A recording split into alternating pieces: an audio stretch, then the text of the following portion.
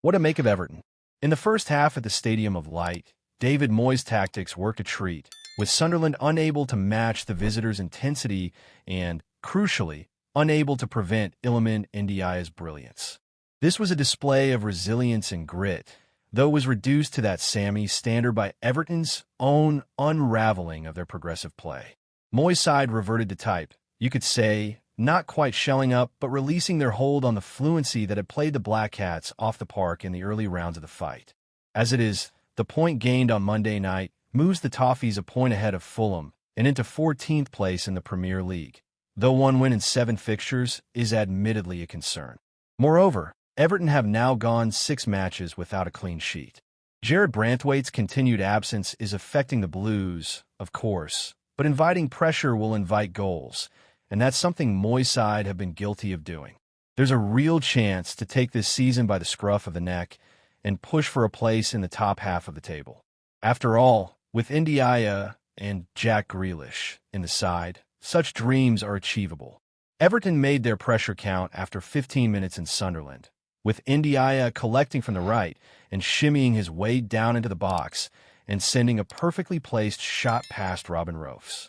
Presenter Jamie O'Hara described the 25-year-old as one of the best players in the Premier League, and the division is indeed waking up to the fact that this might be true. There is so much good about Ndiaye's game. So often he is the difference-maker for Moyes' team. This season, he has scored 4 times from 10 outings in the Premier League, assisting 1 goal too. In fact, the Senegalese's sumptuous finish has seen him peel away from Beto as the top goalscorer at the club since Moyes returned in January.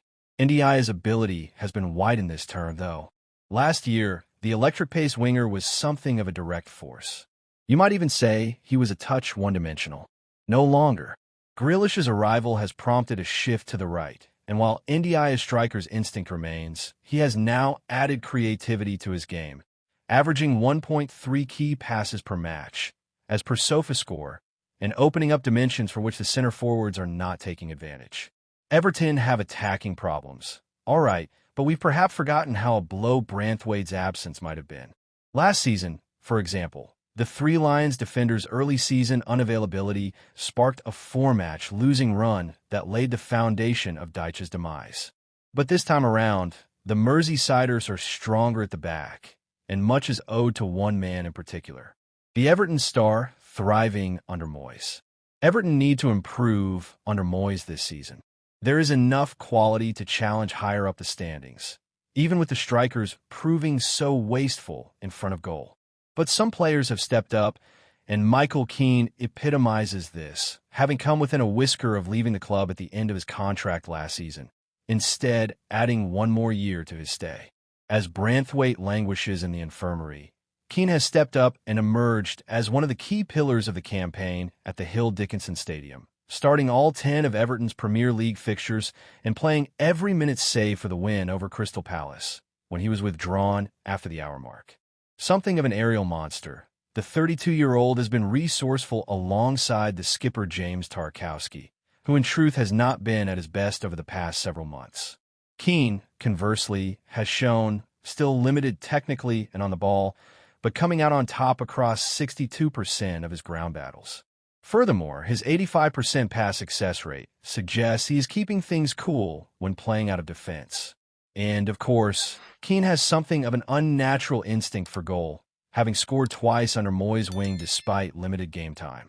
A contentious handball scare aside, Keane produced a rather faultless performance against Sunderland, standing strong against the second-half onslaught and winning 5 of 7 contested duels, also blocking 3 shots and, incredibly, making 13 clearances as per SofaScore. That final metric perhaps underscoring how deep Everton had sunk as the host cranked up the pressure.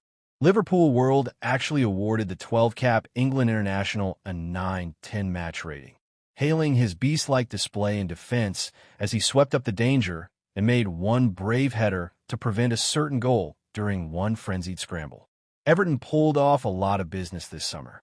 Moyes knew he'd enjoyed a successful window of Wheeler dealing, but the shrewdest deal of them all might have been extending Keane's contract by an additional year.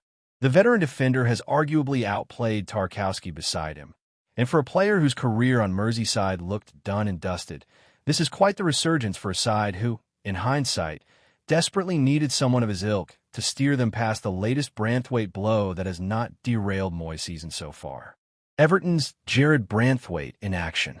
In 2022, TalkSport pundit Perry Groves said that the Toffees defender was always struggling for the club, so awkward on the ball that he looked like he was not in control of his own body.